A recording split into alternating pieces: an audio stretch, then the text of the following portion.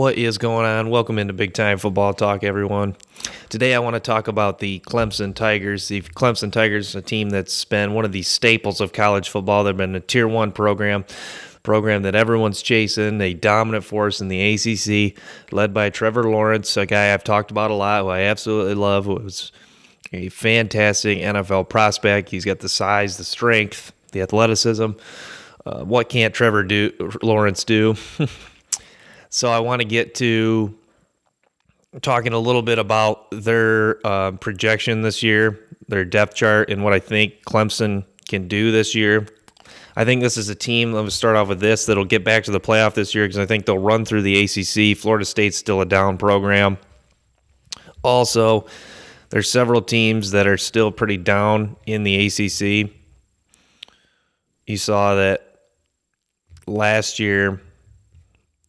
Some teams are still struggling. I mean, the ACC is a conference that I look around and there's still, all those programs are still struggling a lot with recruiting. I think that Clemson is a team that was solid recruiting, and then they've just, like, the playoff exposure has taken their recruiting to a whole nother level, and it's just like, that's why they've just become a dominant force. Florida State's really taken a step back. That was the main challenger for a few years, but now Clemson is just really starting to shine, and their recruiting's taken up to a whole nother notch. They got a kid that's coming in next year named Brian Brees, number one recruit in the country. In high school, he played against kids that are a lot bigger than him. I don't know if he was at like a smaller high school, but really just bullied kids in high school. So I'd like to see how that translates when he gets to Clemson. Is he that dominant when he comes into Clemson? Is he able to just throw? I mean, you're obviously not going to be able to throw D1 players around, but can he just be that like physical force? Because they have him as a defensive tackle, so but he's really big in size, so they'll likely probably move him into the inside, or probably mostly play some D tackle. So I'm anxious to see how he does when he comes into Clemson this year. Clemson loaded at the wide receiver position. Justin Ross returns. Also Amari Rodgers, a guy that was like their number 3 last year, highly touted out of high school, of course. Justin Ross is a guy that I really want to see him take a step forward here. I guess he just had shoulder surgery. He's a guy that really flashed as a freshman, but last year wasn't as productive, didn't average as many yards per carry, became kind of like a short yardage guy, sure-handed catch guy. Yeah, broke out in the national title game, and then last year I was kind of disappointed in his play. I want to see him play bigger than he does. He's 6'4", 230-some pounds, but I think he could play bigger. They also lose 4 starters on the offensive line, but return Jackson Carman at tackle. But Clemson's a team that offensive line play, they've always just been pretty good, even with they don't really have a lot of star power in the offensive line. They always just are a team that really gels well together and plays well as a unit. But then on defense, Xavier Thomas is a guy that was a 5-star prospect out of high school. He'll return at defensive end heading into his junior year. He's one of the top NFL draft prospects.